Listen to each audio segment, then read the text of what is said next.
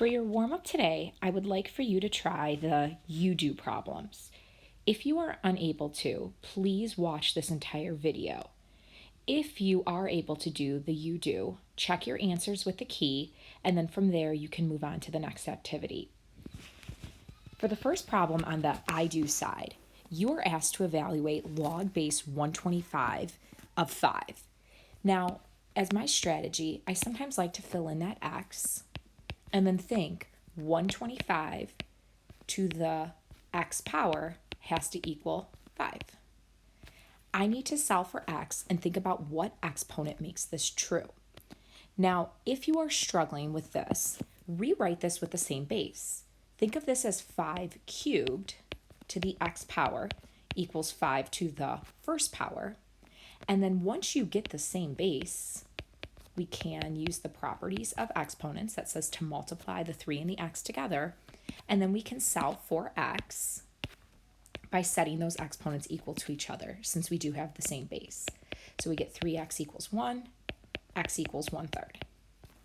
Please pause the video at this time, and I would like for you to complete the question to the right of this one. If you have completed the question to the right of this one, please check with your answer that I got. So you will see 49 to what power is 7? Well, you might right away know that, oh yeah, it's the square root of 49 that gives us 7, which is the 1/2 power. But if you don't know that, then rewrite it with the same base and then set those exponents equal to each other, and you'll get that answer of 1/2. Moving on to the next question. For the next question, we're asked to evaluate log base 2 of 1 over 32. Again, set it equal to x and think 2 to what power equals 1 over 32.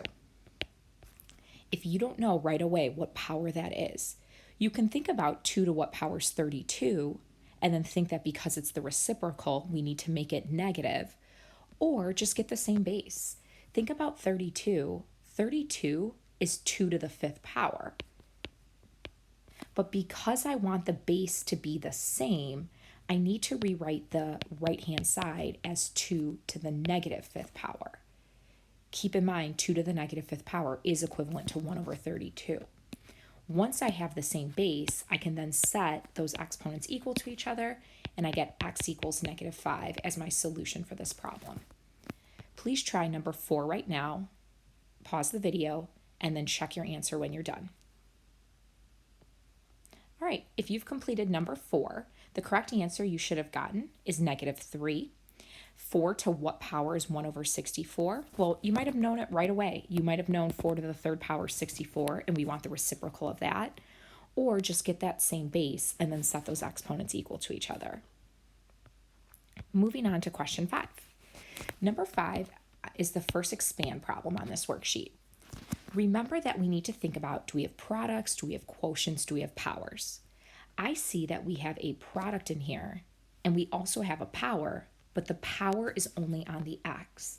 So we're going to start by taking care of the product by rewriting this as log base 7 2 plus log base 7 x cubed. Now, after we've done that, we can now take care of that power that's only affecting the x. So I'm going to rewrite the first log, and then I'm going to move that 3 to the front. And that's done. So please pause the video, try number 6, and then check your answer when you're done. All right, the answer to number 6 that you should have gotten is log base 9/5 plus 8 log base 9x. Moving on to the next question. Number 7 asks us to expand again, but this time there are 3 things we need to think about. 1, there's a product on the top. 2, there's powers on each of those parts of the product. 3, there's a quotient. The only thing of all 3 of those things I just listed that affects all 3 of the terms is the quotient. So we need to take care of that first. I'm going to rewrite this as log base 4 of a cubed b to the 5th minus log base 4 of 3. Now, I've taken care of the quotient. The next thing I can do is take care of this product, since the product affects both of those terms. So I'm going to rewrite this as log base 4a cubed plus log base 4b to the fifth minus the log base 4 of 3. Now I can take care of the powers since that only affects each individual log. So 3 times the log base 4a plus 5 times the log base 4b minus log base 4(3). Always at the end, check to make sure that you have a problem that can't be evaluated. Log base 4 of 3, 4 to some power equaling 3, is not going to be a nice number, so we can leave it as is. But if it could be evaluated, you want to make sure you do so. So if you could please pause the video at this time and complete number 8, and then check when you're done. The answer to number 8 is as follows. Basically, same idea. We have to take care of the quotient first. Then we can take care of the product that we see with the 12 and the x cubed. Problem with this one, though, and you're going to see, is I actually went even further because 12 is not a prime number. So technically, you can rewrite it as the product of 3 and 4, and you can keep going. You might have missed that. That is a very challenging thing. So if that was the only thing you missed, bravo. If you did miss that, though, just to kind of go through what you would want to do is after you separate that then, because it's a product, keep in mind, as I said on the last problem, sometimes the logs with numbers can be evaluated. And if you think about 2 to what power is 4, the answer to this log is 2. So technically, you can expand this into 3 different logs and then that plus 2 with those logs. Moving on to the next question. Question number 9 is another expand question. This one just looks scary from the start. I see this cube root of this quantity, and I want to take care of that right away because that looks very intimidating. I'm going to rewrite this as x over y, and then remember that cube root is to the 1/3 power. This to me is less scary. Now from here, I am going to use my properties of exponents that say I can distribute this exponent to the x, but also to the y. Now let's use these properties of logs. I see a power and I see a quotient, but the quotient is affecting each of these logs. So I'm going to start by taking care of the quotient first. Then I can move those powers to the front.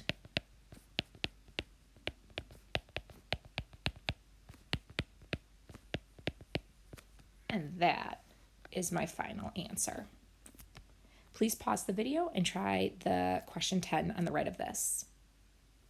All right, the answer to question 10, same idea. You can rewrite that as xy to the 1/2 power, distribute the 1/2 to each part of that product, and then we can use our properties of logs to simplify this.